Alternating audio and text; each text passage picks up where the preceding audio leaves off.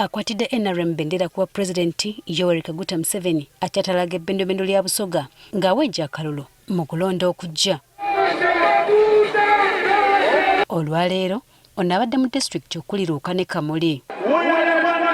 Abakulembeze mu kitundu kino basimye gavumenti ya NRM olw'okutumbula enkulaakulanya y'omuntu wa bulijjo ng'eyita mu nteekateeka zaayo okuli emyoga, PDM n'endala. Abantu ababenefitinze mu PDM omutwalo omulala n'akenda n'olukaaga n'ensanvu n'abasatu omazze okututonderawo emirimu egy'enkanankanira irala mutwalo mulamba mu emyaka 3 egyakabitawo. Newankubadde guli gutyo, bano bamusabye okubatandikirawo enteekateeka y'ebyemikono kiyambeko abayizi abatalina busobozi okweyongerayo mu siniya. Disitulikiti ya Luuka ezira mu technical school, vocational and business institution yona. Sebo nga bweri government policy tulisaba otuwe vocational and business institution mu constituency ya Luuka South ni mu constituency ya Luuka North.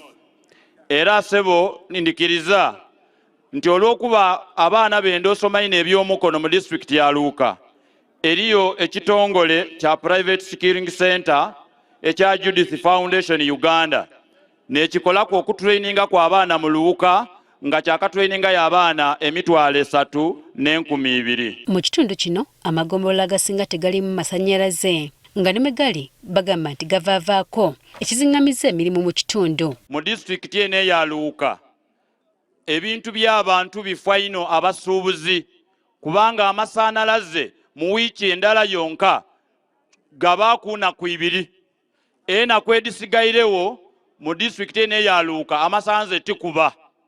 Wayagana nga n'abantu baife abali mu PDM abafunye ssente tibalisobola kusuubula bulungi olw'okuba amasanalaze gavaavaako. Nenda kusaba Mr. President ku lw'amaani go mutukyukize layini. Tuli ku layini the colonial line evu ekaliro of the Indians. Tulisaba baba otole ekiragiro amasanze batwize kweno layini eri very stable ndidi nti wetunaavuira wano onaabo mazze okukola ekiragiro ekyo nga kiri kutambula bulungi. Omumyuka wa Ssaabaminisita asooka era nga yombako omukyala wa disitulikiti Kamuli Rebecca Alitwala Kadaga aloopedde Museveni enkola ya GROW bwetayambye bakyala. Ojja kuidukira nti watuteekera program ya GROW era bwenna gifuna n'abeera abakulembeze bonna ab'e Busoga twagenda twasiiba eyo twasoma n'ab'ebbanka ezikola GROW. Abwera babeera mu byalo nga bitano ku 2 bakatyabi batwaire mu bya Kiwani batusaba ebyapa. So Excellency GROW project yatusala ndikusaba nti mubeeyo n'engeri y'ogiringamu. Mu kwogera Museveni asiimye abasoga okumuyambako okulwanyisa Alice Lakwena n'asuubiza nga bagenda okwongera amakolero mu Busoga. There was a very small trading center. There was a new lodge at the end of that small trading town called Iganga. Era muka center akakeyiganga ebiseera ebyo waliyo kwa kaguudo akaali akayakayaka. So I put my guns there, showered, had breakfast, locked the room because I didn't want to stay in the room the whole day to be suspicious. What is he doing in the room? So I went to the bus park to travel somewhere. So I just sat in the bus park and heard the announcer saying, oh,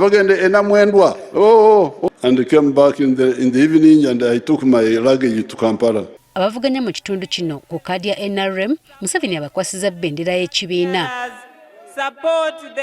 Olunaku lw'enkya Museveni wakubeera mu disitulikiti okuli Iganga ne Jinja.